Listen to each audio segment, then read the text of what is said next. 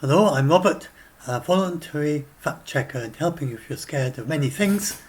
And this if you're scared about the Kerch Bridge and the nukes and all that stuff. So, yes, first of all, it's pretty clear it is and actually was missiles that they used. There's a lot of very clear evidence. But Putin, he tries to build up this reputation of himself as a very brave sort of person who always escalates back, and even he's got a very, very tough opponent. He claims that he'll always fight back. But in reality, we've seen all the way through this war, over and over and over, that as soon as someone crosses red lines, he says, "Oh, that's nothing. It doesn't mean anything." So he sets up a great big fuss and says, if you do that, then you won't know what's going to happen. You won't know what's hit you, sort of thing. And then they do that, like for instance bringing in HIMARS into Ukraine. And then when the United States brought HIMARS into Ukraine, and Putin said, "Oh, we've got the same kind of thing ourselves. We've got a similar kind of thing. It's nothing." So, though actually their thing is very feeble and nothing like HIMARS, but he claimed that he'd got the same thing and it didn't matter. So, and then with Denmark, with Finland and Sweden, he said, if you better not go into join NATO. You have no idea what's going to happen if you join NATO.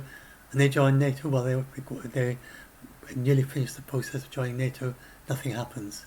He said, for sanctions, you have no idea what's going to happen if you have sanctions. Terrible things may happen, sort of thing. I think vague hints, but not saying anything specific. So, and it doesn't say anything specific, because then he can just sort of walk back on it without even just segueing into doing nothing, because he never actually said he was going to do anything specific. So if you'll notice, all his threats are vague threats that you can never say he didn't do them, even when he does nothing.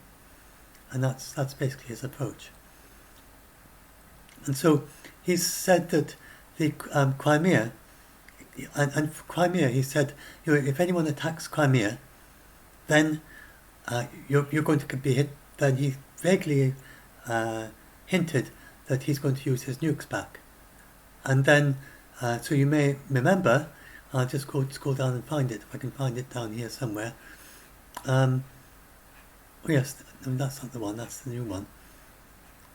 Oh yes, I've got no fault of this stuff now. Yeah, there we are, that one. I should pop that a little bit further up this page. So you may remember that the Russians out on their beach holiday in Crimea, on beaches, they've got beautiful beaches there, and they saw these great explosions. And then these were in fact missiles. It's pretty certain as well that those were missiles that were fired by Ukraine, and that Russia just can't stop them, just like he can't stop HIMARS. And these great big clouds puffed up like that, and then he said, "Oh, it's nothing to look at there, nothing to worry about there. You just continue your holiday. Everything is normal. We just had a smoking accident. We've warned our soldiers not to smoke near the munitions dumps, and this is what happens when they forget their orders." So not very credible, but that's what he told them what's happened. And so he said, you never know. You've really got to watch out if you try and hit Crimea with anything. If you do anything to Crimea, then you don't know what's coming. And then when someone does it, he just says it's just a smoking accident. And so that's his approach. He does that all along. And people who live close to Russia, like in Finland, in Lithuania, in Poland, and they're used to these bluffs, and they don't think much of them. And that's why they're the ones who keep saying it's not their rash, it's not that they don't worry about nuclear war, it's just they're just so used to these bluffs. And so that's why you get people like Poland saying, let's just go in and set up a humanitarian corridor, and NATO can, some of the countries from NATO just go in and guard it or evacuate people from, I can't remember what it was, protect the cities it was really quite a modest thing. But everyone else was saying, no, we can't do that because of the nukes. and they weren't scared of nukes in the same way because they're used to him bluffing. But so this is the attack on the Kerch bridge, and this is part of the evidence that we know that it's a missile. So first of all, you've got these two very distinct, big plumes come up, and the very couple of things to make it very obvious. There's this hole in the bridge. So this hole was clearly what brought it down. So the hole wasn't there before. Now there's no way that that's a truck. So their claim is that a truck exploded and that it brought the bridge down. But bridges are designed so you have if something explodes on the bridge, it doesn't go through the bridge.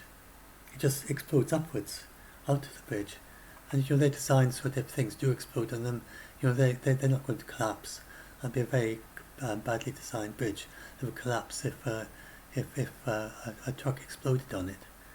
Because from time to time, something like that could happen. And and then the thing is that if you look there, see, that's the hole that must have brought it down. It wasn't there before, and it isn't the effect of everything else. That must have been the first thing that happened. It's not caused by it falling into the sea or anything like that. And that's like a very kind of round, almost round hole.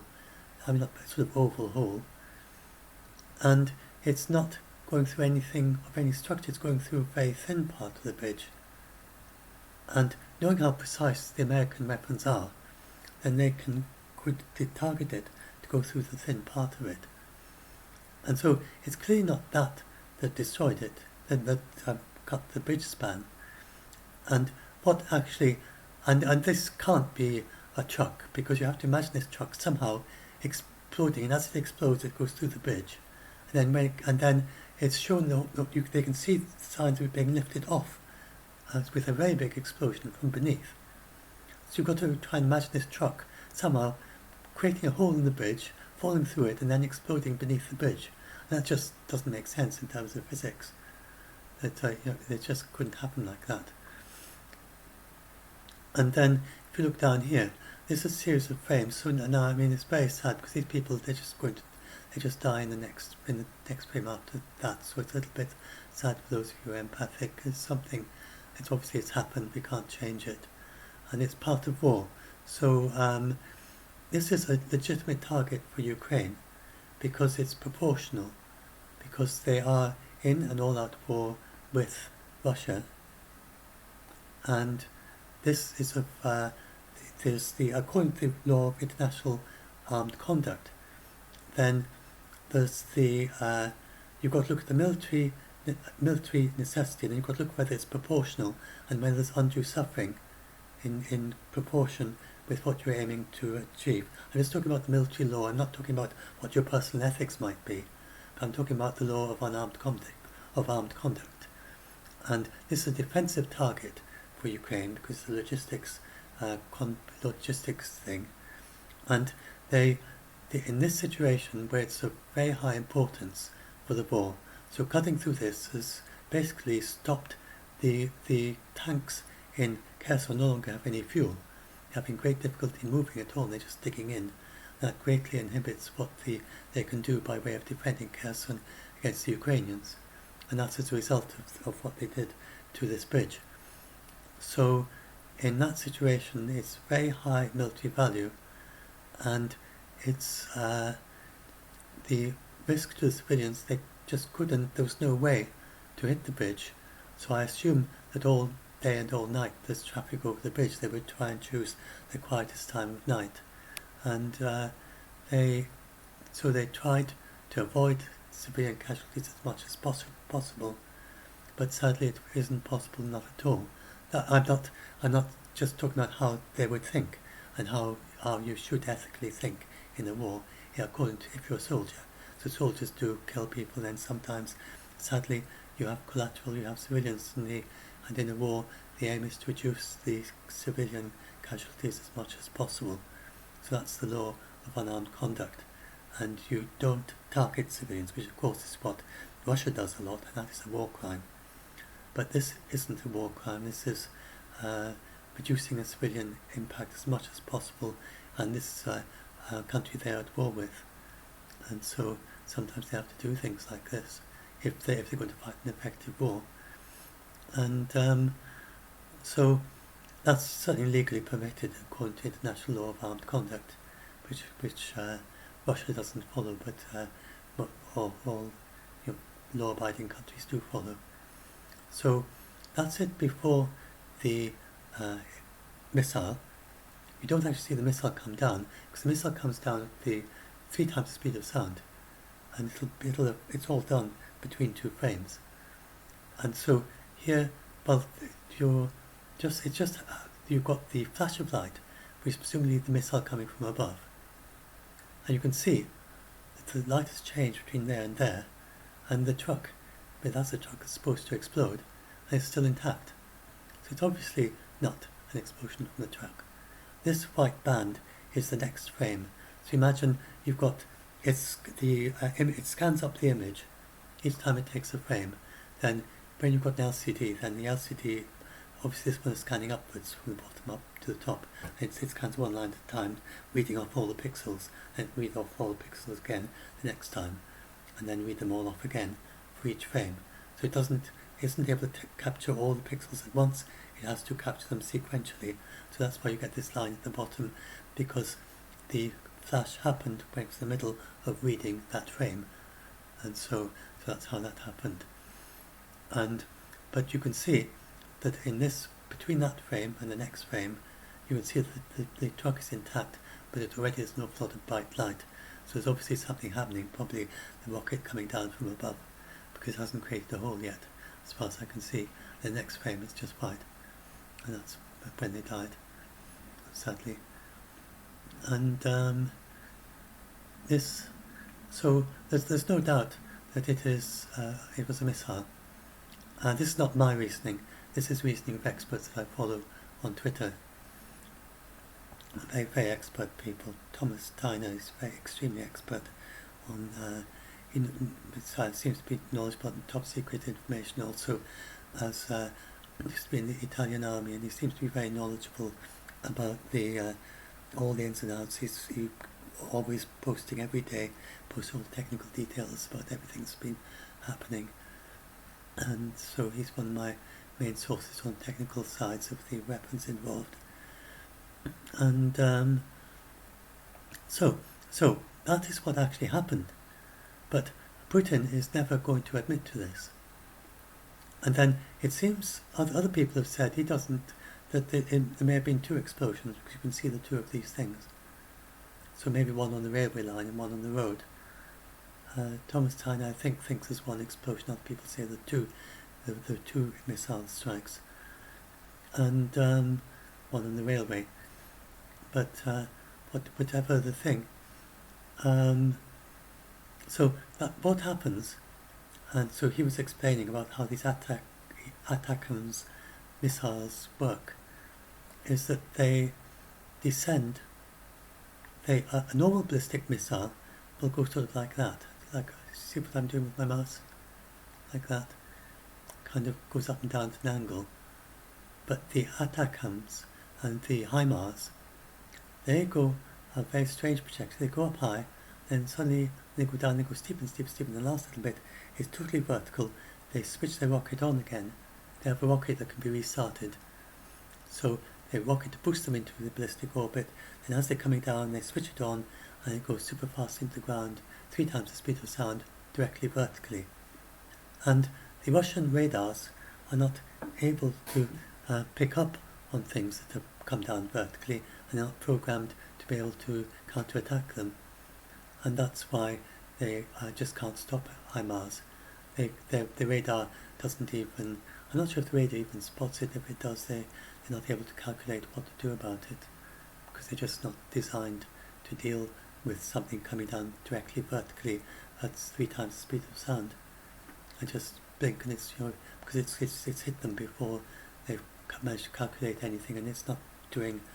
Normally they'd probably be programmed to calculate a ballistic trajectory. They see it coming in, and maybe allow it can maneuver a bit, but expect it to be roughly ballistic. They don't expect something coming down vertically, which no ballistic missile would ever do. So, so for Putin, if he was to, he must know what is going on. There's no way that Putin doesn't know this. But he just can't admit it. Because he would have to tell his people that the Russian anti-ballistic missile, anti-artillery missile system is garbage, basically, for modern missiles. It can only stop ancient Soviet-era missiles and somewhat later missiles. Their own type of missiles they themselves fire. They can't stop the American missiles going back some decades, I think. It's just no. The article is 2005, I think, but I'm not sure how recent it is. But they basically the Russian equipment is no match with the American equipment, and I was listening to Thomas Taylor, however you say his name. He did a podcast, and they were talking about how in a battle a couple of decades ago, 2-3 decades ago, there were 1,000 tanks, Iraqi and Iranian tanks, and for some reason they were both together fighting a small group of very small number, I'm not sure the exact number, of Abrams tanks, which is the American tank, and nearly all those tanks were destroyed, and only 2 of the American tanks. And so, if the United States was to give the Ukrainians, a couple of dozen of these Abrams tanks, then they'd just be able to drive around and shoot away at the Russians, and they wouldn't be able to and they wouldn't need to worry about the Russians trying to hit them back, because their tanks would be so much superior to the Russian tanks. So, and it's the same with their aircraft. The American F-35 aircraft, they're 21st century aircraft designed from the bottom up to be invisible to radar, and the Russians just can't see them. And the Russians have their own 5th generation fighter jets, but they have only a dozen or so, and the Russians don't know how to fly their own jets. They don't seem to have the skills that are needed to fly their own jets. So they're not trained in the kind of operations and that. So although Russia has vastly more fighter jets than Ukraine has, they are the same capability in MiG-29s and better than the Ukrainian ones, and yet the Ukrainians they haven't managed.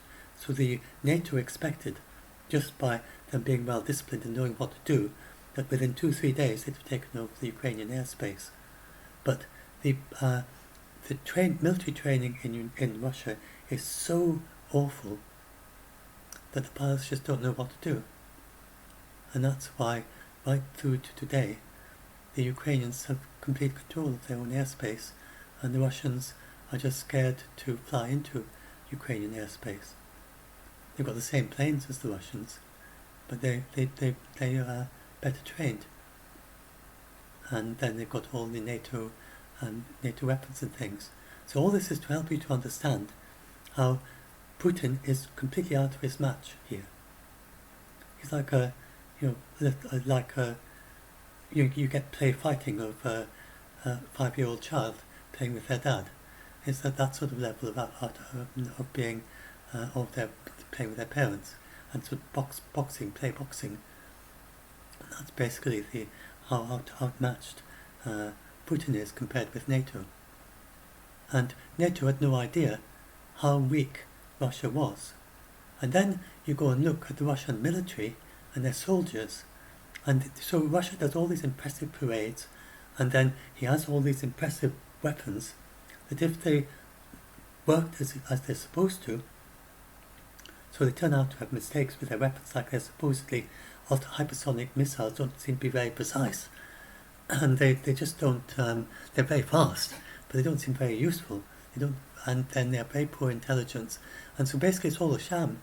They and they're supposedly very good at cyber, but they didn't even manage to do anything to undermine the Ukrainian infrastructure during the war.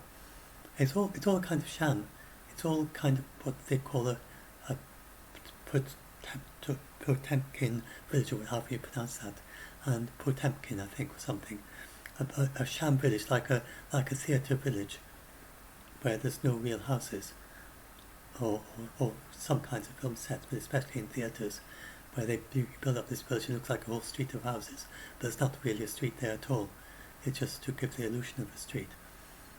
And so the Russian military is like that. They have these big impressive parades that were so impressive that the NATO looked at it and thought, oh well, they must be quite a good strong army.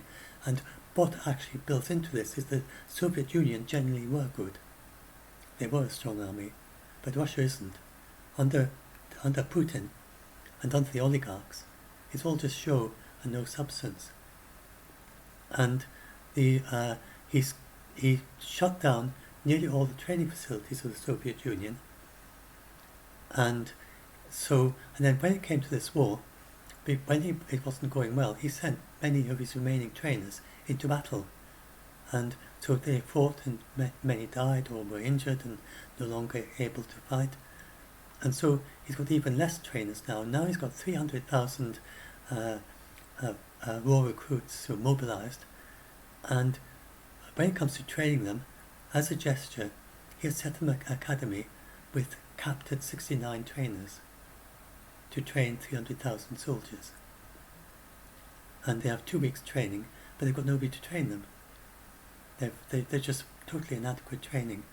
So and then he says, well, I'm going to boost that up to 1 million.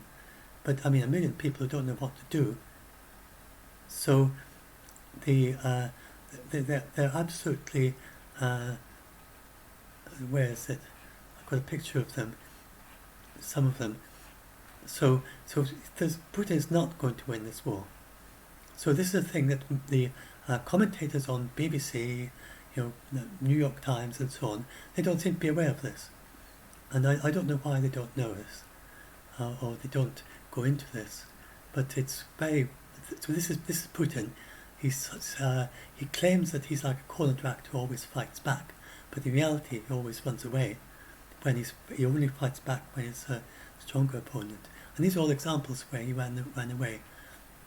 Here's the Battle of Kiev, where he went charging in, and this is going to show. There we are. You can see them running away. That's the Russians running away.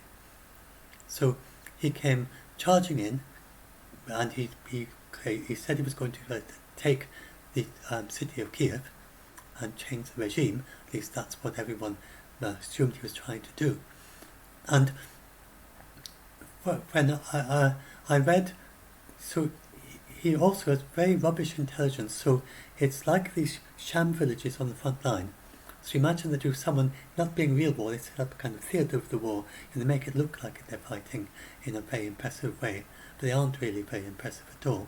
And then they tell their commanders how impressive they are, and the commanders tell their commanders. They go all the way up to the general, and the general thinks he's got a very strong army. He tells them to march to do this, that, and that, and then he says, you've got to fly 8 helicopters over here and drop 8 bombs, and then in reality, 6 of the helicopters run out of fuel, and one of the others isn't working very well, but the 2 take off. One doesn't work, it doesn't get all the way to its destination. One of them gets there and drops a bomb.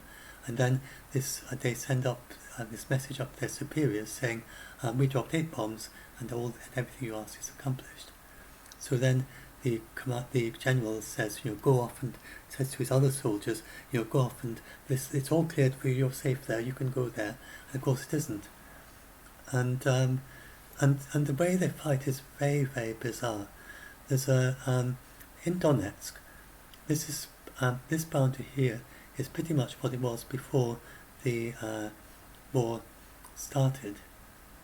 And there's one big place there called Bakhmut, which, however you pronounce it, and they've been trying to get this tiny little place of 70,000, smaller even than Severodonetsk or Lysychansk, and they've been battering away all the way through the war, and they still haven't got it. And you may remember, so we had this battle, then we had this, the sinking of the Moskva. So yes, so what happens here? Then when he was nearly finished Ukraine set a cunning trap. So I had read up before this started, and what generals are told is if you have got a whole lot of tanks and you want to slow them down, then you've got extemporized obstacles that are very easy to make that can slow them down. And you have these things called dragon's teeth, which are great big things sort of like tetrahedron shaped with like it's got four points to them, one vertically and three all out horizontally. And you put them in the middle of the road, and they're about the height of a tank can't go over them, and they basically have to get out with a crane and move them in order to get along the road. So it'd been very easy to put down some of those. And then, if you don't happen to have those to hand, you can get a great big cement lorry and just drive onto the road and pour out the cement on the road, and then you get lots of unexploded munitions, and you mix that up with the cement, and you mix up bits of wire and wood and bits of corrugated iron and anything you can. You just make a whole big massive mess, a height of a tank, and full of munitions sort of mixed in with it, and then you stick that across the road, and then it'll take them hours to deal with that mess. So Ukraine could have done that, and I was very surprised because it was supposed to take them, should have taken them many days or maybe a week to get to Kiev, and said they were just there in a few days. And so why weren't the Ukrainians stopping them? I never saw, there were no pictures of any extemporized obstacles to stop the tanks. All the way to, they only started showing them around the outskirts of Kiev. And then you saw these dragon's teeth protecting Kiev. But there were none of them anywhere along the road, all the way from Belgorod all the way to Kiev. And they just weren't stopped. And so it turned out that this was a cunning plan by the Ukrainians. So what they were doing is they were deliberately forcing the Russians to overextend themselves. So not seeing any opponents, then they naturally just keep on charging ahead. I mean, it seemed very silly to just stop and set up your fortifications when there's nobody to stop you. So they just rushed on ahead, and the generals hadn't prepared for this, so they hadn't got enough diesel to fuel all the tanks going all the way to Kiev. So they were running out of diesel, and then they had to just scurry around getting together supplies to try and supply all these tanks that were so far ahead of where they expected them to be. And then they were expecting, it was just so easy all the way to Kiev, so you had this triumphal column of 50 tanks, and then when they reached the outskirts of Kiev, and the Ukrainians kept them away from all the cities on the way there, and protected the cities, but just kind of let them drive along the roads as fast as they liked. And then, so you ended up with this big column that was on TV for so long. It was so bizarre. And basically, they were just expecting to kind of drive in through Kiev in their column of tanks. But they were stopped at the outskirts of Kiev. And so they were just stuck there, uselessly sitting there in a great long queue, and having to be fed, and having to get the rations sent in, which is big logistics problems for Russia, and having to be bought fuel, to bring things back and forth. Fuel for the things that drive the things in, and all that sort of stuff. And the Ukrainians stopped them from using the Hostomel airport. So that was very important for the Ukrainians to not let them establish a presence in the Hostomel airport. So they were stuck way, way ahead. So that was why there were such fierce battles over that airport, to stop them from fueling them up like that. So, to give them an air bridge, there wasn't any air bridge.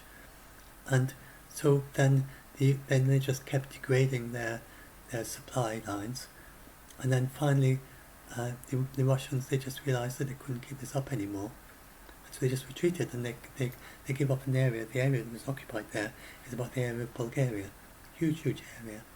They just gave it up. It was already very lightly occupied. They never had to kind of really settle in properly, and then they just went away. And when they did that, then Putin didn't escalate. He didn't use nukes against Kiev. He just said, as a goodwill gesture, we're not going to shell such a city tonight. And then actually he did, and they shelled it all night. So his goodwill gesture wasn't a goodwill gesture, and then they just didn't say anything. He just retreated. So he didn't escalate. He just retreated. And then he said, "Well, our objective is actually to liberate the Donbass region." And he just pretended that he'd never had an objective of trying to take Kiev. He just erased, stopped talking about it. Then the next thing was the sinking of the Moskva, and that was a very striking thing, where this was the flagship of the Black Sea Fleet, and Putin sunk Putin's Ukraine somehow or other, and it seems that they sent a slow drone that was flying up high, and then they had a couple of their own native, the ones from Turkey, the slow one that was flying high, and then a couple that they themselves made, the Neptune drones, the two of those that they flew at sea level, and they may have had a bit of intelligence. They chose a moment when the Moscow, maybe they weren't as alert as they normally should have been, and they so they sent this slow-moving drone which distracted the sailors, and then while they were sort of dealing with that, then they sent a couple of their skimming, and these are not very expensive items nothing compared with the cost of the Moskva, and they just hit it at sea level, and then that sunk the Moskva. And so again, Putin didn't escalate. He just said there was a storm when there wasn't actually a storm, and he said there was a fire in the kitchen in the Moscow, and then it set off ammunition, and then he said as they were trying to go home in the storm, then it sunk. So that's what his story was to the Russian people. Of course, he knew perfectly well it was sunk by a Neptune drone. So just be aware in this that the Ukrainians are they know Putin very well, much better than people who are not so close to them. After all, Ukraine is a very close neighbour, and then the numerous Ukrainians live in Russia. Quite a high percentage of the Russian population is Ukrainian, then a high percentage of the Ukrainian population is Russian, and a lot of to and fro. So they're very much understanding of each other's psyche, as it were. At least the Ukrainians understand the Russians very well. The Russians, at least Putin doesn't seem to understand Ukrainians very well. But Ukrainians understand Putin very well, and his psychology, and what kind of motivates him, what kind of person he is. So it's all very carefully calibrated. So they deliberately do things which are so striking that he couldn't possibly admit to them, because it would be so humiliating to admit that the Ukrainians had sunk the pride of his Black Sea ship, the best ship in the Black Sea, with just two small missiles. So they choose things like this that would be utterly humiliating if he admitted to them. And then they give him a kind of an out, and they don't contradict him when he says that actually the Moskva just sunk in a storm as a result of a fire in the kitchen. So the Ukrainians that's the way in which they give him a kind of a ramp or off-ramp, where you can drive off a difficult situation. So that's how they treat this situation, and can be quite a lot of humour, as it were. It's the only thing you can do in a situation like that, really, what keeps them going. But so this is all this is helping you to understand why you shouldn't be afraid that Putin's going to escalate, because he doesn't escalate. He never escalates. There've been numerous things, very humiliating things, which would have been a red line. Now, this was extremely significant, and so Russia, bizarrely, uses its precise weapons to target hospitals, to target schools. When it's in the school, then they'll target a railway station where the passengers are trying to evacuate. They'll target an apartment building, and they've pretty much used up most of their high precision weapons now on that sort of thing. And they very seldom hit military targets with their best weapons. It's very, very bizarre. And the Ukrainians, when they hit something, they follow the law of armed conduct. They use minimal harm to the other side. Most of the sailors from the Moskva survived, and it just slowly sunk. and but with the Moskva sunk, then the rest of the Black Sea Fleet had no protection, because it was their main protection for the whole fleet. It had 3 layers of very sophisticated protection, which should have stopped the Neptune missiles, and someone was kind of half asleep, or it was distracted by the and maybe they were having a long shift or something, and then there was this slow moving drone, and they sort of looking at that, and they never thought to look for the Neptune when they should have. Somebody slipped up and didn't do things quite right. But it means that the Moskva is no longer there. It's turned into a submarine, as the Russians, Ukrainians sometimes put it. And so the Black Sea Fleet is unprotected. The rest of the Black Sea Fleet doesn't have the capabilities the Moskva had. So they're scared to come anywhere near the coast, especially since their flagship has been sunk by the Neptunes. So what would the Neptunes do to the other ships? And the Ukrainians have sunk quite a few number of smaller ships, not quite this size, but the bigger ones. They've just stayed away, and then all the ships just staying well away from the Ukrainian coast. And basically all they do is they sometimes fire a cruise missile towards Ukraine. That's all they do now. They're completely pointless in this war now, completely out of action. They were very important when the attack which took Mariupol. Then these ships were a very important part of their success in taking Mariupol, but they can't be used anymore. And of course, he didn't escalate. He doesn't. Another time was the Snake Island here, where the Ukrainians took this won the naval battle of Snake Island without even a ship. They just used missiles from the shore, and they had the range to hit this island, and it seems the Russians couldn't hit back and couldn't stop them. And just by precise targeting, and they might have been using HIMARS already by then. Then it was very early on when the HIMARS had already just got to Ukraine, but it's possible they used it, or they may have used their own native missiles. But so this was very important. Again, it was strategically very important for Ukraine, because there's Odessa, and the grain shipments went past Snake Island to get out from Ukraine. And it was basically Snake Island was stopping them from exporting grain. And so when they captured, this was like an unsinkable battleship, because the rest couldn't come close because of the Neptunes skimming and things. So this was all that was left to protect, the Russians could use to stop the grain shipments. So when and then Russia said, and so then when that happened, Russia said, as a gesture of goodwill, we have withdrawn from Snake Island. They never admitted to having lost the battle there. So as a gesture of goodwill to help with these grain shipments, we've withdrawn from Snake Island. And that really is what opened up the grain shipments. And then Russia kind of went along. There really wasn't really much they could do after that to really stop them. And so that's what really happened then. Although Russia's claimed that they could still have fired at the tankers from at the what do we call them, the cargo ships from a distance, but they didn't. There was a ceasefire there, but a really major thing was the Snake Island. And then here's another one. Then this was the Battle of Khakib, and the whole thing went from there. Just went in just 3 days. They liberated that entire area. So Russia had been bombing.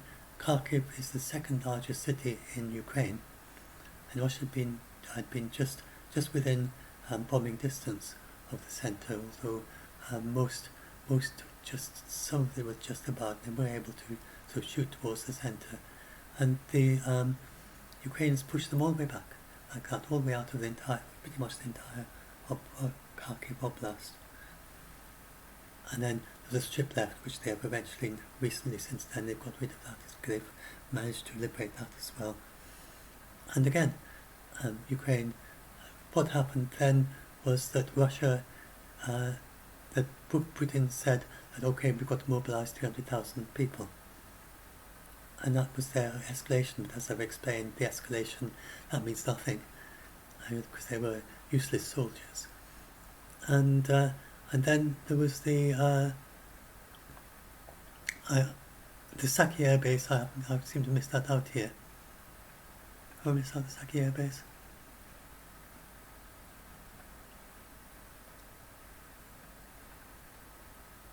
So yeah, the Saki Air Base anyway. Oh yes, I missed out here because I mentioned it earlier. So that was the smoking accident. So when they destroyed more than half the fighter jets that belonged to the Black Sea Fleet, and in just one operation, which 4 explosions in quick succession, I think it was. Yes, and then Putin just said, "Oh, there was a smoking accident," and then since then they've been hitting Crimea quite often with HIMARS in various they had mysterious explosions in Crimea from time to time, just here and there, and then the more smoking accidents basically.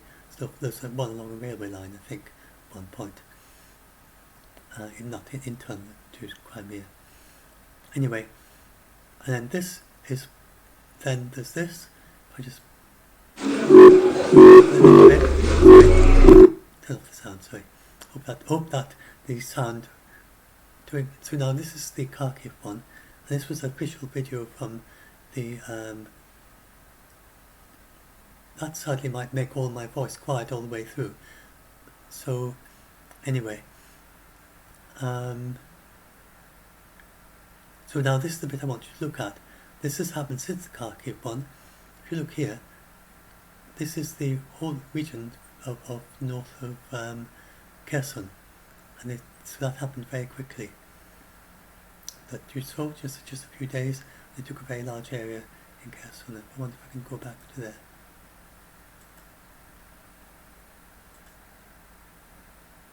There, you see that whole area.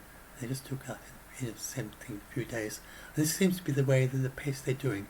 They do 2 to 3 days of rushing forward, and then they have a few days of consolidating. And so there is a reason for that. It's because when you go rushing forward, then you gradually, then they start, if a soldier's been fighting for several days, then it gets to a point where they start thinking they're kind of invulnerable, and they lose their decision-making capability. And they're charging around. It's not they're tired. They're charging around, going here and there, and they know what to do, and they just stop taking precautions anymore because nothing has happened to them. And they kind of feel too safe. So that's why they take a pause, and so then they go and they talk to the locals and recover and help and do whatever. The wounded, of course, have to be taken back from the battlefield, and so on. So that's been where it's going. You have a surge of 3 days, and then there's a long break, and then it's another surge, and so on. And so that's what's basically happening at the moment. And again, with the Kherson, nothing, no comment. And then we've had so now we go back to the Kerch bridge. So all this, and all this, and so now Putin is just looking at that, and he says that's just he tells his people. So he had 3 stages he went through with this. I don't know if I've got the pictures. So yes, there's a picture there. So he first of all said that it was. I've got. Oh yes, the other one is right at the end. So one right at the start and one right at the end. And so the first thing, if I can go back to the end, I might find the last one. And then I can do the paper. So what we think.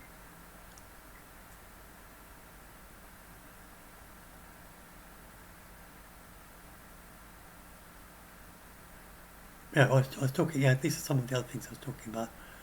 This is about the fighter jets. So I talk about these are the next generation fighter jets, 5th generation fighter jets, and that's Russia. And you can see how few they have, and they don't know how to use them. And these are their soldiers, and the soldiers they just don't. The new ones, they just don't know how to use their rifle apparently. If you're a soldier, and you look at that, you can see this is all the clueless soldiers who are trying to figure out which end is which for their rifle. look very puzzled. And I think you can tell that they look a bit puzzled and a bit confused as to what they're supposed to do with this thing, that they've never really had to handle a rifle before. And these are the people that are sadly being sent to the front line. And bizarrely, they don't have enough equipment either. So they haven't got enough equipment for 300,000 people, and they tell these poor soldiers to go and if they want a bulletproof vest, they've got to go and buy one, which is quite expensive. And as a result of this, the companies in Russia, so he hadn't prepared in advance, he didn't say we need an advance order of 300,000 bulletproof vests. He just sprung it on them that the soldiers are now going to be buying 300,000 bulletproof vests for them. And they say, well, by the first day we were a week ahead, now we've got 2 weeks of order, now we've got 3 weeks of order, now you've got to wait a month for your bulletproof vest. And so when they're just not going to have bulletproof vests for quite a few weeks, most of them, because they've ordered, they put in an order, the ones that can afford it will have ordered a bulletproof vest, and then they wait a month for it to come through. So that's too late, since they're going to the front line in 2 weeks. So it's all very bizarre, very, very strange.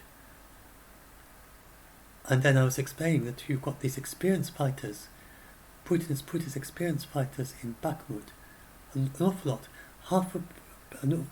15,000 of them on the other side of the river in Kherson, which is a kind of a trap, where they just wait and then they've got no fuel, their tanks haven't got any fuel, they haven't got any munitions, they can't get the shells across the river because all the bridges have been cut. And then Putin bizarrely tells them when that sort of thing happens, well, you can't come back, you've got to stay there.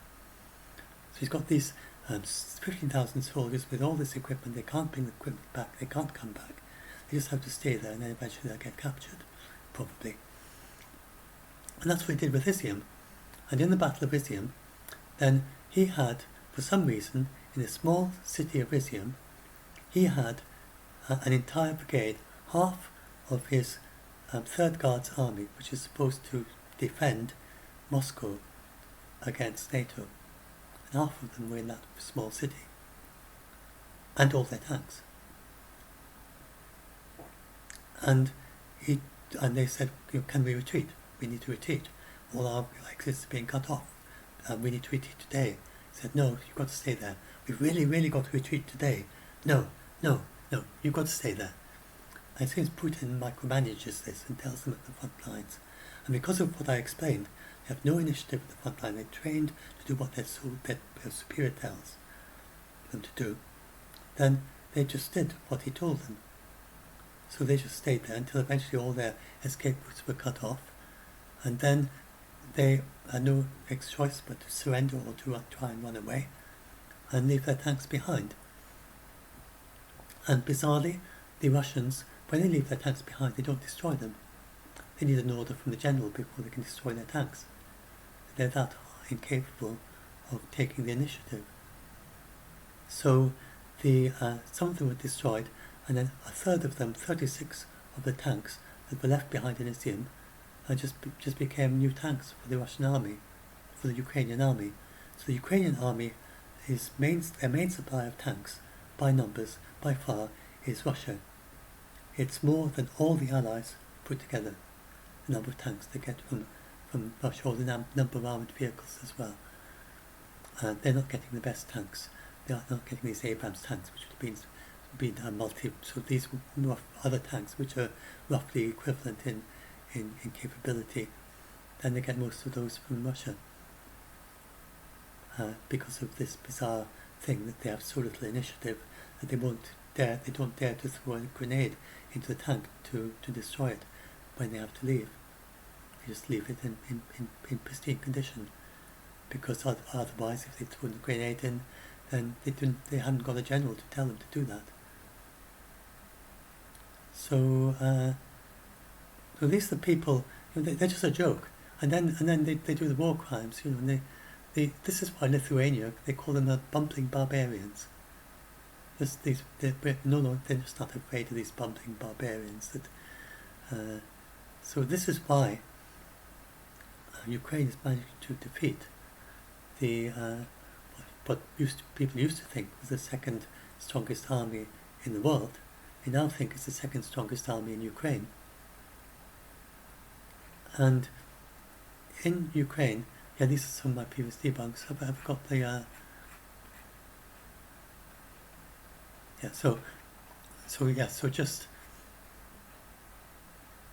there we are. This is the one. So this Putin, he has been so desperate to feed this war. So as I said, he lost. I think this bit. He lost his elite. He sent his elite tank. I should say tank army. I've got it corrected in another version of this graphic. It's his first tank army, which is it's not just one tank regiment, it's the 2 tank regiments and various other units, big units combined. And this should have been the main army that protected Moscow. And then if there was an invasion by NATO, then this would have led the spearhead that led the fight back, the counter-offensive to push NATO out again. And he sent them to Luhansk and to Khakib, and then bizarrely told half of them to stay in Izium until they were trapped.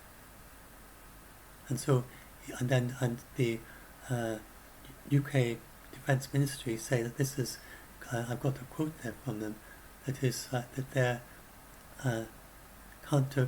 conventional force designed to counter NATO is severely weakened, and it's going to take them years before they can recover again.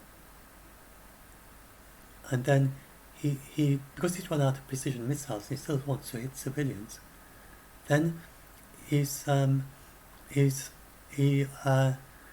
he needs to send them a long way. So he needs a missile that can go quite a long way and be reasonably precise. So he took his anti-aircraft missile and his air defense missiles, and he took 3 out of the 11 air defense bases. So these are entire bases. They took all the missiles from 3 of the bases that are meant to defend St. Petersburg, which is his birthplace, and a very important city in Russia. He emptied 3 of them. These were 8 of them had the more modern missiles, and 3 had older missiles, but they're still being used to defend St. Petersburg. And he just sent them all to Ukraine, where they weren't used to defend, because the air defense are useless against the US missiles. Even his S-400s are useless. So he didn't send them to. They do function. We saw with the HIMARS. Originally they were trying to fire back, and you saw the HIMARS would hit the bridge, and then a few seconds later you'd see an explosion in the air after they'd actually hit the bridge, and that was the S-300 or S-400 shooting back. That's how useless they are. I don't think they bother anymore. So anyway, he sent them to Ukraine not to try to defend, although they would defend against weaker weapons, some of the Soviet-era missiles that Ukraine still use. But anyway, so he sent them to Ukraine to hit the ground.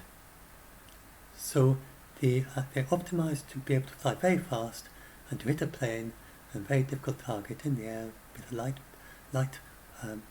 munitions. And he sent them to Ukraine to hit civilians on the ground, where it's very obviously not a very they were not optimized for that. And so it's all. So this shows that Putin does not expect a world war with NATO, because he's not protecting Russia against NATO. All he wants to do is to try to win this war in Ukraine. He doesn't care. He doesn't care about what NATO does. All NATO thing is just a smokescreen. He doesn't really care about NATO. He doesn't seem to. And he's left only 6,000 soldiers to protect. So if you look at that entire area, Finland, Norway, Kaliningrad. Kaliningrad is the Russian small enclave, which is surrounded by this. Got the Baltic Sea, and then it's got several countries like Latvia, Lithuania, I think, Estonia. I'm not sure which ones border on. I can't remember. I can't remember which ones border on directly on Kaliningrad, but they're all very close. And also Denmark and so on, and Sweden, and so that's Kaliningrad all in the centre there. And then you've got the border with Finland, and for that entire region, Putin's left 6,000 soldiers total. So to put that in context, NATO is able to mobilize 300,000 soldiers in a few days, which would be highly trained, proper soldiers, not conscripts. That each NATO country promises to be able to mobilize a certain number that are kept in reserve of their sitting army. Then it can all kind of just a few thousand, tens of thousands from each one. The original was 40,000, then they increased that to 300,000 since the war started. And I think I don't know if they quite reached, if they've totally reached that number, but that's their objective, so they may have reached that already. And so that's without them even planning an invasion. That's if Putin was to, so if Putin did a surprise attack on NATO, then they'd be able to get these 300,000 soldiers to, and probably many more than that, because they'd react pretty quickly, and they'd be able to take over Russia's quite quickly. They'd send the F-35s, and Russia would have nothing to shoot them down. The F-35s can fly over, and then they have these missiles that can hit radar systems, and can hit anti-aircraft missiles on the ground. And one F-35 by itself can take out a missile system on the ground. So, I mean, probably they could just fly over Petersburg and take all those missile systems out, because they're that far ahead technologically. And it really wouldn't take long for, this Thomas Tyner that I talked about, he seems very expert on this. He says, Putin doesn't want a war with NATO. If there was a world war, then it'd be over in about 2 days. NATO, so with world wars, before World War II and World War I, there were many nations on one side and many nations on the other side. If Putin tried to do a World War III, there'd just be crappy Putin or crappy Russia on one side, and then the rest of the world. And there'd be nobody to support him. China and India wouldn't support him. They might even come in against him, especially if he'd use a nuke. And they'd just all be saying, well, this is a rogue nation, we've got to do something about it. And within 2 days, then, they'd have taken over Russia, and Putin would be taken prison, captured or killed. So that seems pretty likely. It would be, even if that order, that'd be how fast it would be. Because Russia, if he'd kept his elite tanks army behind, maybe they could have done something. They'd have 2,000, they'd have a couple of thousand tanks, and then those remember that a dozen or so Abrams would probably outcompete 2,000 tanks, even their best tanks. But even so, they'd be able to do some sort of a fight. But he's lost a lot of his protection for NATO. So this shows that Putin does not plan a world war. He's not even thinking in terms of a world war. He can't be. He wouldn't be doing this if he was thinking, I'll start a world war. And he'll be at least aware of some of this. There's this is about the superiority of NATO.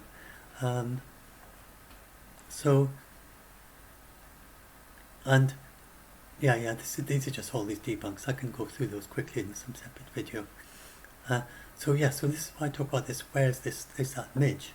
So that was General Petraeus was on TV, on Sky TV, and I was listening to him. He was talking a bit about this, and he said it would be absolutely absurd for Russia to use tactical nukes, because what would happen is you've got all these soldiers. I told you about them, haven't got a clue. I mean, they're not going to be able to fight in a battlefield covered with fallout. They don't even have bulletproof vests. Never mind all the gear you need to keep fighting while there's fallout falling around you.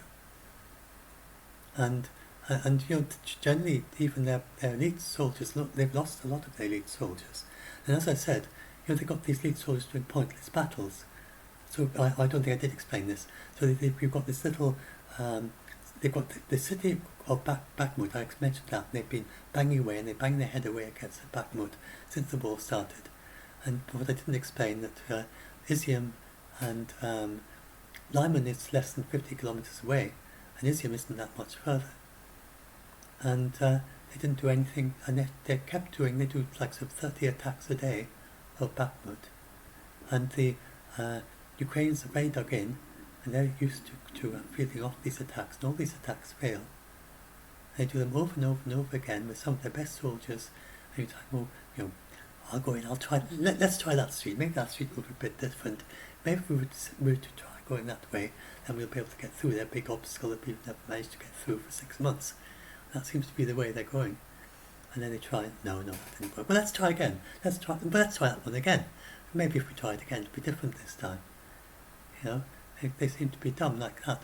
They're really, really dumb. So there's a story. I've seen this video, kind of rather sad video. You see 3 Russian tanks, and they drive up to a kind of minefield, or kind of, it's obviously fresh sand. It doesn't looks rather suspicious. But they've also been ordered by the general to drive through it. Maybe told them a clear door, maybe told them there isn't a minefield, I don't know. But they don't have any initiative. So one of them drove through, and he was blown up.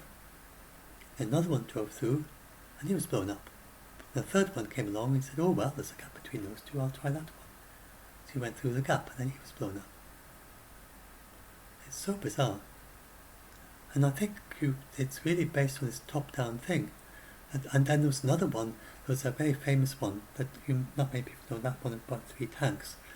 But there's another one where there was a whole battalion of over 500 men, and all their armour, and they tried to cross a bridge near, not very far from Severodonetsk, but earlier in the war. And they tried to cross the river, not the bridge, tried to cross the river. And they tried to use a pontoon bridge to cross the river. But that was soon after Ukraine got HIMARS, and Russia didn't know about HIMARS, didn't know how good it was, or they didn't really expect it. And I think it was, or it may have been the M777s, I'm not sure. Anyway, Russia had pretty good weapons, Ukraine had pretty good weapons by then. And so, it might be the M777s, I think. Anyway, whatever. They tried to cross this, set up this pontoon bridge, and the pontoon bridges were hit, and all their tanks and all the equipment was hit. So they went away again, and they came back the next day to the identical spot, and they tried again, and all the equipment they bought that time was also destroyed. So they went away, but their general told them to cross at this particular point. They couldn't make any different decision. So back again came the next day, and then everything they bought again was destroyed. And this killed nearly all of the 500 soldiers, and an entire battalion's worth of kit. And it just is kind of like robots. It's a little bit like those games, like the game of Civilization, where you set them to do something and they just do it. And they just do whatever you told them to do. And so that's and they can't change that, because if you were to try to learn, so I mean, I'm sure I'm never going to become a soldier because I'm pacifist anyway. I've taken a vow of not killing as a Buddhist, so I'm not going to become a soldier someday. Maybe I could be on a battlefield helping people who are hurt, but I couldn't be out there killing people or ordering people to do things either. But what was I talking about there? On the battlefield. Oh, I got lost. But, oh yes, that's right, command decisions.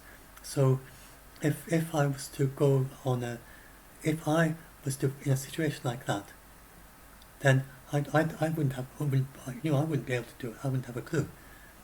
And so, I mean, I'm not talking about being a soldier. I'm talking about making command decisions. So, another example like that is a test pilot. So you get into an accident as a test pilot, and like the Apollo astronauts, when they were landing on the moon, there were several times when they had literally 30 seconds to make a decision, and if they made the wrong decision, they die. And if you took one of us, and even if you say, well, you could do this, this, or this, you've got three choices, and then if you manage to get to a situation like this, then you'll be this, then this, then this, then this. You then put them into that situation, you give them a simulation, and suddenly you flip an accident on them, surprised. Then you take more than 30 seconds to just start, well, what's happening? What should I do? Oh yes, well, if I've got to start thinking now, which of those three do I have to do? So you've got to, it takes a lot of training and very special mind, because you can't delay and wait in a war. Sometimes you can. You've got to know when you can wait, when you can pause, when you've got to move instantly right now, when you decide right now. So that's very special skill. It's got to be taught. You can't change it. So it would take them years to learn that. To learn to make command decisions based on limited information, inadequate information. So you get to a situation where you've got two ways to go. And so you probably got in a situation where you've thought, well, I could do this, I could do that, I've got two choices to do. Which shall I do? They're both quite important. Think of something that's very, very important, because this is life or death. Imagine, should I do this job or should I do that job, say? Should I apply for this job or that job? Or, should I, maybe some people did the phrase, well, should I get this shirt or that shirt or something, or this dress or that dress? And but you've got to decide instantly. And you've got to go with, then you've got to commit to it. Because if you're halfway through and then you say, well, but maybe I shouldn't have done this, maybe I should have done that one, it's too late. So you've got to have this decisive thing. You just say, right, I'm going to do this, and then you do it, and you keep doing it. And then maybe you hit the problem, then you've got to say, well, you don't say, oh, I wish I hadn't done this, what should I do instead? You say, well, now I'm here, now what should I do? And then you say, well, that's what I'll do that. So it's a very, very different way to how we normally do in our daily life. And they can't fix that.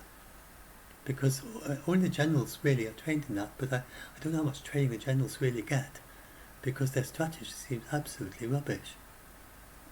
So unless it's Putin micromanaging it all. So they're not going to turn this around. There's no way. They just can't do it. So he's lost. And so now there's something else I want to show you. Let's see. Oh yes, so this then I was going to tell you about the nukes. So General Petraeus, and he said, so I got up there because I was talking about how these people they're not, some of them will have done battlefield training on how to deal with a nuke. But remember, it's all show trials. It's all like theatres with pretend villages. How good was their training if you really were to put them in a battlefield with fallout? And how good it will actually work out in reality? And then, but then he'd also have to provide them with the gear. And he hasn't even got stockpiled enough bulletproof vests for all his 300,000. He's probably not thought in advance as to, should we have enough hazmat suits or whatever they need for dealing with the fallout. And so General Petraeus said that that there's no way that with a single tactical nuke they could do anything of military value. They've got a front line that's 1,000 kilometers long, and they would have to use lots of tactical nukes in order to make any difference to the war. But these tactical nukes would basically just create no man's lands. And so then it didn't seem to be very well versed with what nukes can do. I'm not sure, or maybe just didn't want to go into it. So he didn't really explain. Maybe, most likely he didn't want to go into it, but I didn't want to kind of to get into the technicalities. But he didn't explain that actually the fallout from a tactical nuke, it would be quite narrowly confined, and it would fade away within a couple of days. So there wouldn't be permanent no man's lands, so, or no person's lands, and so it would be a continually changing situation. It would depend on the wind direction, because from a tactical nuke, especially a small nuke, it's really quite narrow, just 10, 100 meters across, the width of the fallout plume. A fallout plume is basically, you've got the cloud that goes up from the tactical nuke, like you saw those clouds from those bombs. And from a tactical nuke, it doesn't really look that much different from those. And then, as the wind blows it, they're quite heavy, because they've got lots of the dust from the plutonium and stuff in it.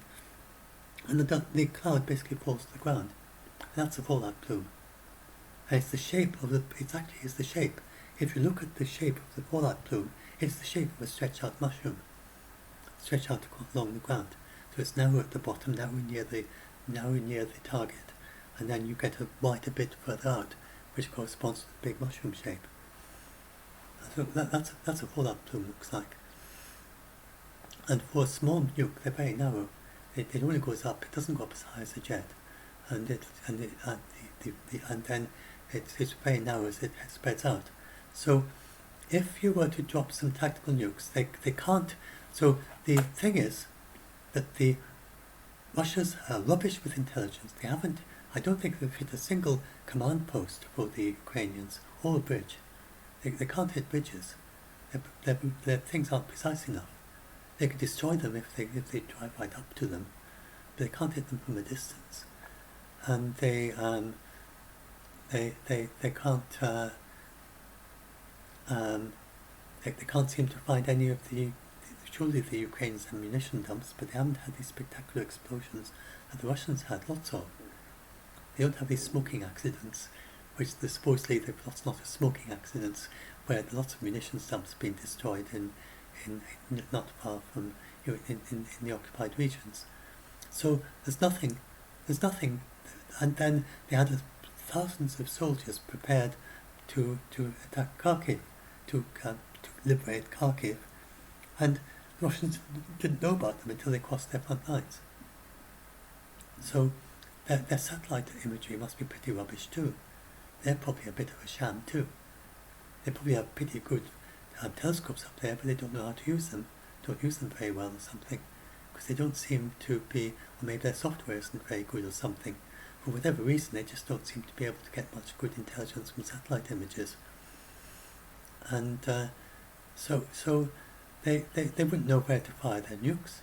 So they could only really do something about the Ukrainians once they passed their front lines, and then they'd be attacking their own soldiers as well.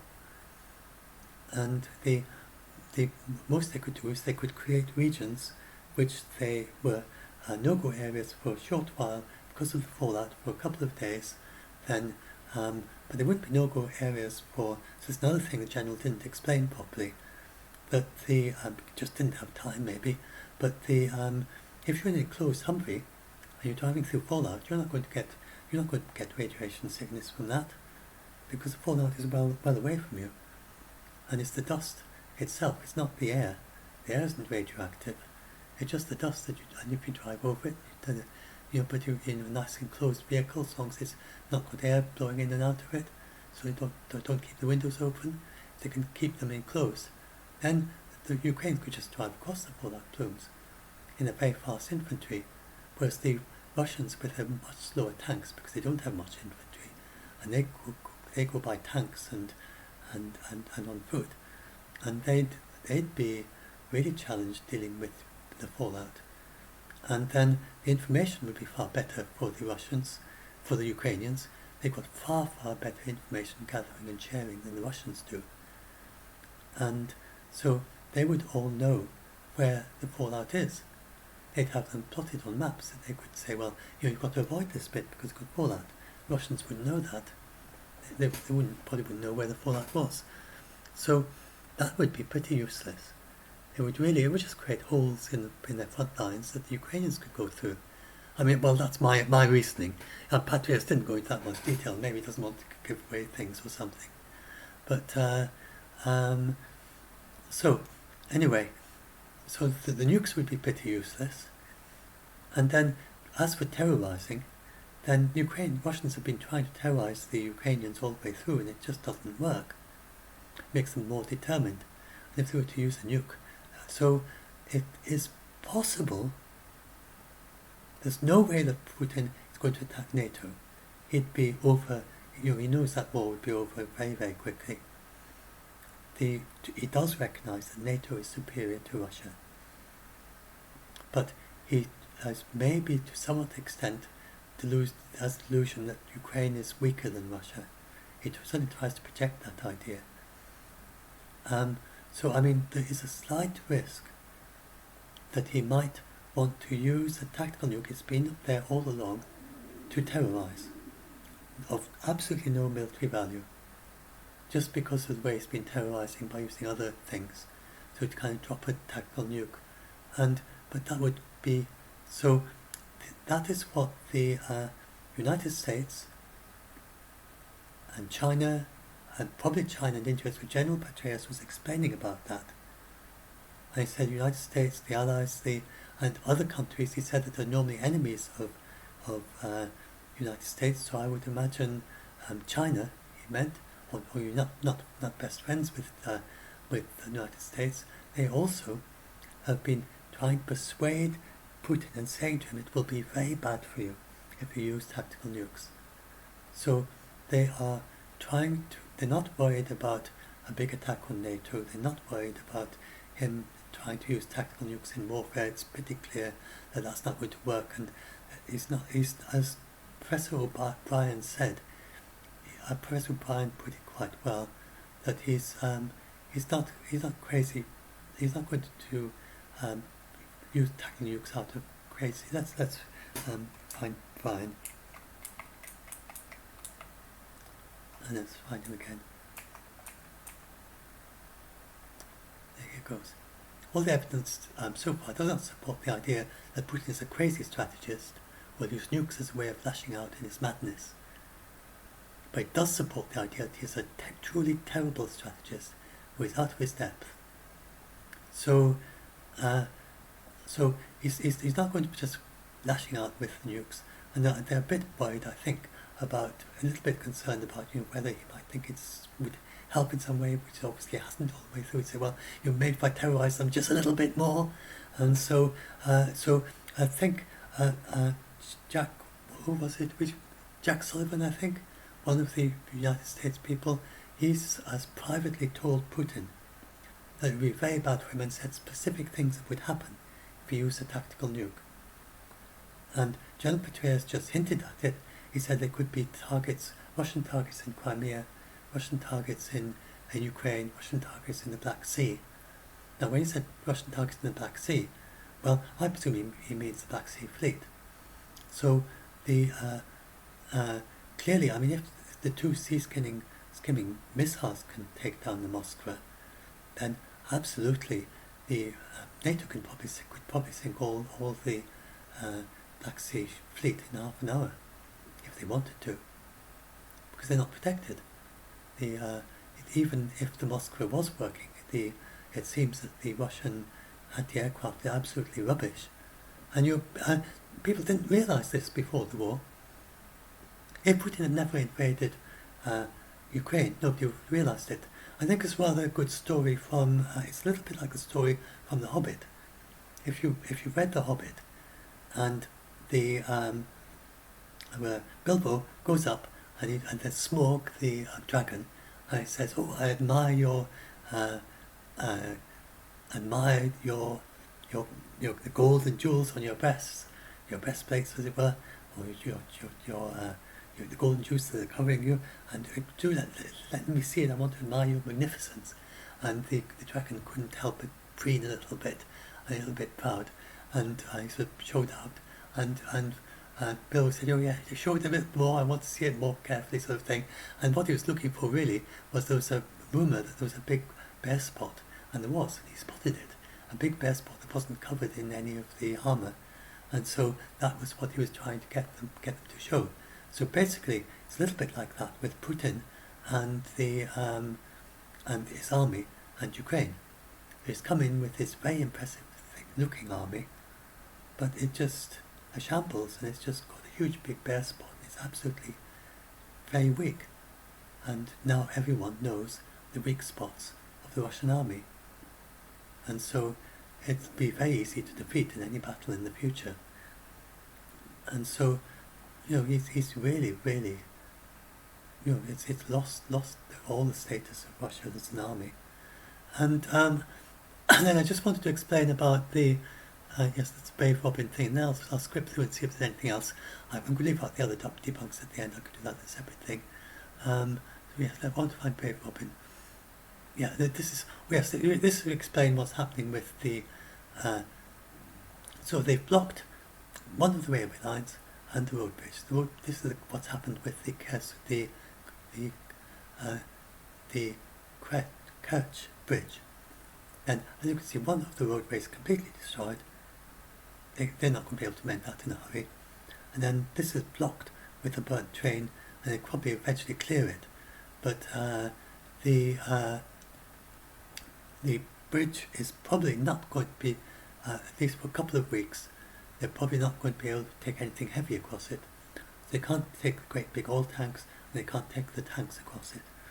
And I expect if they do manage to repair it before then, well, there'll be another truck explosion or smoking accident on the bridge. And so then I know that some of you are going to be worried about, so that's where the Brave Sir Robin could come in now. So some of you are going to be worried because you've heard about the security meeting that Putin is going to do I think it's today now or tomorrow or whatever, and you're worried. So Putin went through everything that he could. So first of all, he claimed that it was just an oil tanker that exploded, so it was just an accident, like the smoking accident. So that was his first attempt. And if I go right to the end of the page, can I go will that work? And go right up there. I think, there we are.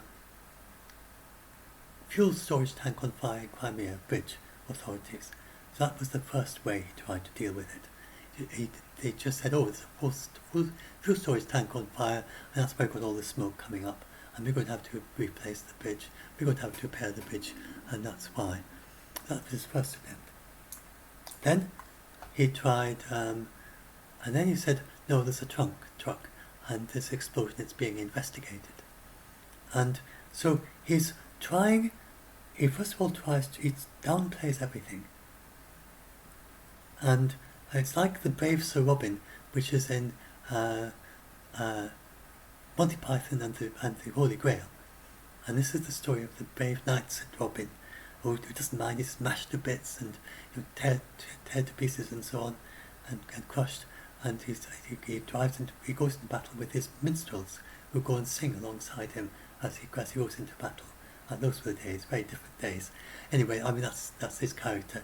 But then he meets this great big strong giant, and then the giant discusses whether to kill him or not and to chop his head off. And then they're talking about he bravely ran away again. So he's always very brave, but that's a joke because it's not really a brave thing to do, to run away.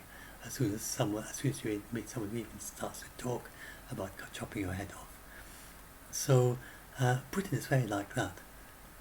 He goes marching marching up, and he tells everyone how brave he is. And so Zelensky is truly brave.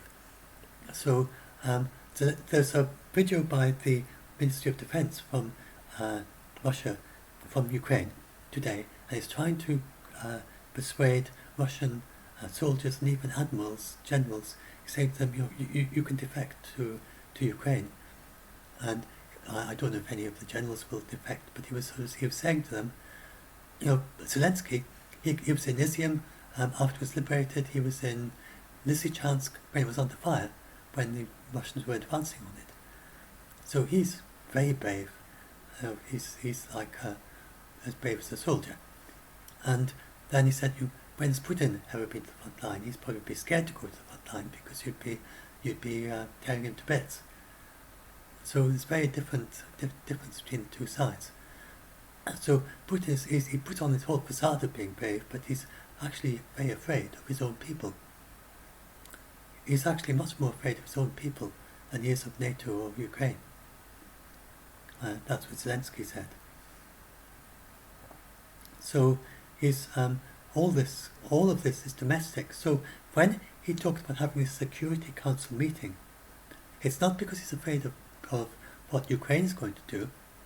It's because he's afraid of what his people around him might do to him. And so he wants to find a way of getting out of trouble. And so his aim is to cast blame on the security services. Now this is quite close to him. So it's getting more and more difficult for him. But he's saying they were supposed, the FSB, and they're supposed to be in charge of the bridge and making sure it's safe. And then he's going to, very sadly, there's an innocent truck driver who was very sadly killed, and then he got their relatives. They're just an ordinary truck driver, perfectly ordinary. We know, we can see from the photo, it's absolutely obvious it's not the truck. It wasn't sabotage. It wasn't Ukraine's saboteurs. He has got no connection with it. He's probably got absolutely no connection. It was just by chance. I don't think the Ukrainians set up the truck driver. They had no way of knowing. It would be possible to synchronize it with the train, because that's quite long, and they have to travel very slowly and steadily at a fixed speed.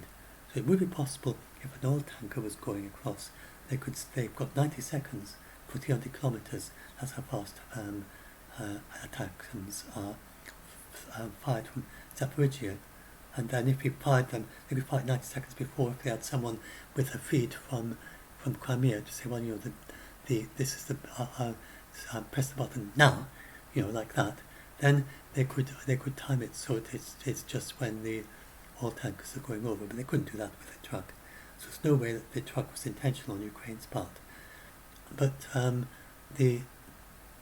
Russia is seizing on this, and they're going to be having a big full investigation of all the relatives and everywhere the truck has gone. So they've taken a note of everywhere the truck has gone. They're going to have a big investigation of that truck and the truck company and their relatives probably. They're going to be in quite a lot of trouble, yet they've got nothing to do with it.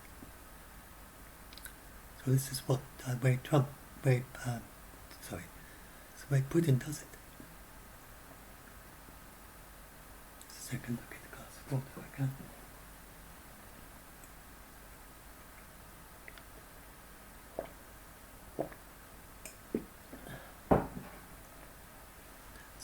So that's the way that Putin works. So don't worry, he's not at this meeting in order to try to find a way to he doesn't want an excuse to use nukes. That makes no sense. He's got nukes, he uses nukes all the time as a way to stop people from doing things. And then so he sets all these red lines, says if you cross these red lines I'll use nukes. Then they cross the red lines. Like I said, they attack Crimea. And I forgot to explain that when he annexed the new regions, then he made them the same as Crimea. So he's got no real reason to say, if Ukraine once Ukraine has taken back Kherson, so they're going to take back quite a lot of Kherson Oblast in the near future, and they might take back Kherson City quite soon. I mean, cutting off the Crimea bridge for 2 weeks, maybe that's long enough for them to take Kherson City. So if he did that, it would be a big blow for Russia. And so anyway, once the Ukrainians, and they've got plenty of time to do that, so in 2 weeks, because they've got another surge of 3 days, then a break, and another surge of 3 days, then a break, and another surge of 3 days for a break, and they could do all of that in 2 weeks. So they may be doing it right now as I speak, and there was some, just before I started this, there was some sign of them starting something new. We'll see. I'm not sure if it was a new surge, but in any case, So that's Putin. He's got these three things. One, to escalate, but only get someone who's much weaker. Two, lie to claim that nothing happened or it's an accident. Or three, lie to transfer blame to someone else. And that's what he's doing. So he's meeting in the Security Council. He knows exactly what happened on the bridge. He's meeting in the Security Council in order to try to find out who he can blame and how. And it's all domestic. Really very little interest in other people, in other countries. It's all about how it seems domestically in Russia. And it's really not, it doesn't seem to be interested in, I don't think he's really bothered about NATO. Or he would have protected Russia more. I think that's just another sham. And so there's this story about the brave Sir Robin who bravely ran away. Do I have the lyrics there? No, I have the lyrics further down the page.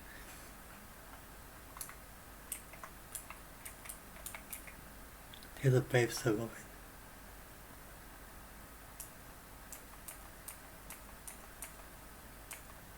There we are.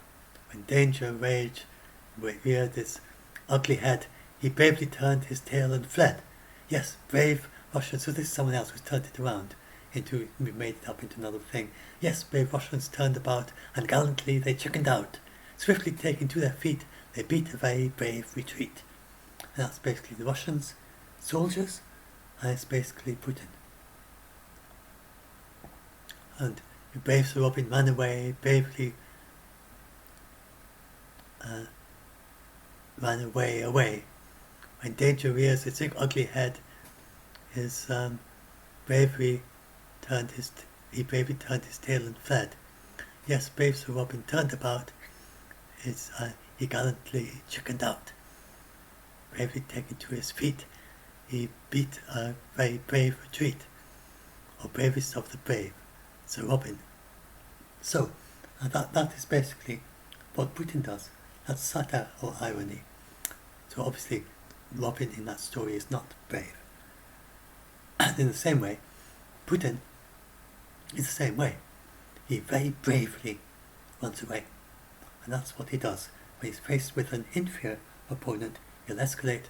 When he's faced with a superior opponent, he'll bravely run away. All the time insisting that he didn't. That he isn't. So this is why people aren't scared of Putin. The only one was that Zelensky said in a video, in an interview quite recently, that the interviewer asked him, will Putin use a nuke or not? And he said, well, the only thing is, if I say that he won't use a nuke, an inadequate man might then say, oh, really? And then go ahead and do it. So Zelensky doesn't want to say that Putin won't use a nuke, because he might then feel challenged, feel his manpower, his manhood or something is challenged in some way, and really has to use it. So Zelensky is being very careful not to say, but it seems unless it's some kind of attempt to kind of say, oh well, I'm going to prove that I really can use it. So you want to avoid that situation. So that's basically what the West are being very careful about. Not to make it a kind of my button is bigger than yours. That doesn't seem like it to. It seemed to have worked out quite well with Kim Jong-un. It probably wouldn't have worked out so well with Putin. So because he actually has got quite a lot of nukes that he could use if he got into a kind of my nuke is bigger than yours kind of approach. Whereas Kim Jong-un didn't. And anyway, the nukes, and I think one of the things that this whole episode is showing is that you can't win a war with nukes. You can't. And some people think of them as like kind of magical weapon that you could just kind of say, and then all your enemies have gone away.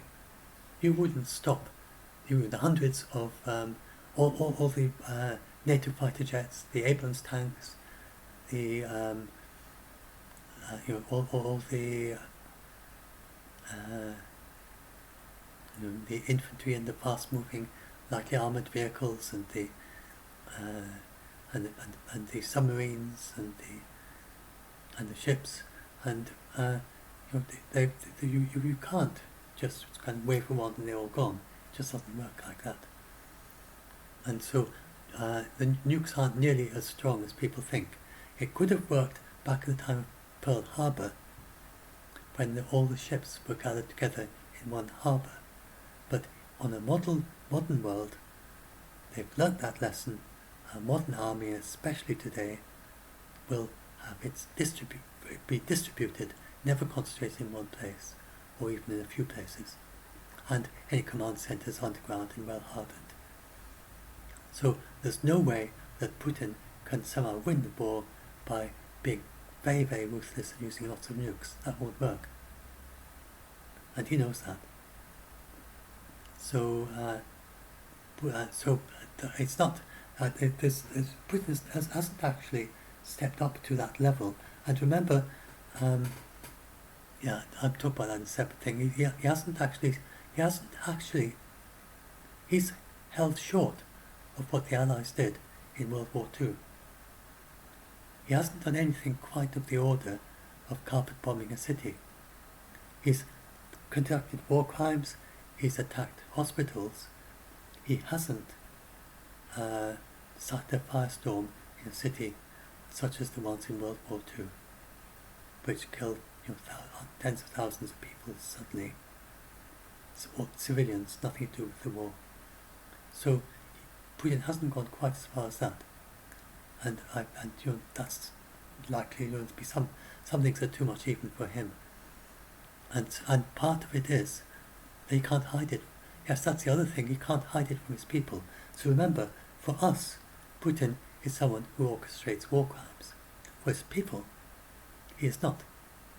He is someone who never attacks civilians, who's always a decent soldier, never does anything wrong, and is always doing good, following the being, always being reasonable and sensible. And there's some of these people who are kind of very hawkish, but he's not seen as being particularly like that. Just seen as someone quite sensible who knows what he's doing, and in safe hands, as it were. That's how they think of it. But the only people in Russia, they're not bloodthirsty or anything. They're not wanting to kill lots of people. They don't support war crimes. It would be very shocking for them too. And so he's got to think about his own people. He's got to think about the reprisals from United States. I think probably I wouldn't be surprised if Jake Sullivan just said, if you use a tactical nuke, within half an hour your Black Sea fleet will be gone, and that would be enough of an incentive for Putin to make sure he just never uses them. And so basically what they're saying to him in their private messages is, your situation is terrible, but if you use a nuke, it'd be far, far worse. You have no idea how much worse it would be than it is now. That's basically their message to him. So he then, that he's his own personal situation, not the world, not talking about the nuclear war. This is about a tactical nuke on Ukraine, and then the conventional response that not nuclear, non-nuclear response, conventional response, probably some quite small missiles that would just hit and sink lots and lots of ships, or something. So it seems from General Petraeus said, and he's just hinting, he doesn't actually know himself, I don't think, and he didn't want to know. He could have found out, obviously, and certainly didn't share it. He's not going to share it, but publicly we know that something has been told to Putin, and privately that's probably something like this. So Putin it's never was very likely that he would escalate, because he just never does. He just runs away. But there was a kind of remote possibility that in kind of kind of shooting match kind of thing, that he might sort of use a nuke, not out of madness or craziness, but just trying to kind of kind of prove that he can, even though everyone already knows that he can, out of inadequateness. And so they're being careful not to trigger that. And they're just, I think we're in pretty safe hands. I think so. This is for anyone who isn't in Ukraine. Then you don't have the problem even of a tactical nuke. If you're in Ukraine, if I was in Ukraine, I wouldn't be scared of a tactical nuke. I think it's beyond credible, and he'd have to prepare for it. They don't say. U.S. military keeps saying that they say no evidence of preparing for tactical nukes. Tactical nukes need to be brought to the battlefield. They're kept in storage. They first have to be moved from storage, moved to the battlefield.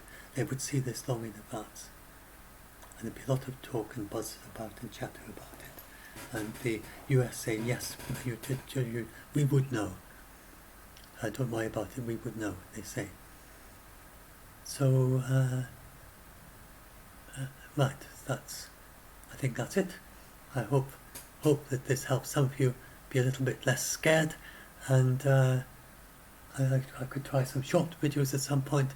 I thought I'd do a somewhat longer one, and also it's partly kind of trying out how to talk about these things, and then next maybe I can do a short one after this.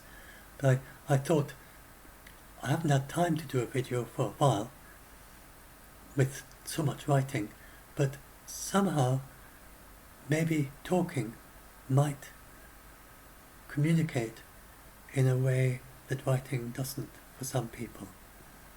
So it's all the same things that I've written down in different places here, there and everywhere, a slightly different way of presenting some of it, and just to kind of give you a picture of it, understanding with a kind of overall feel of what's going on here.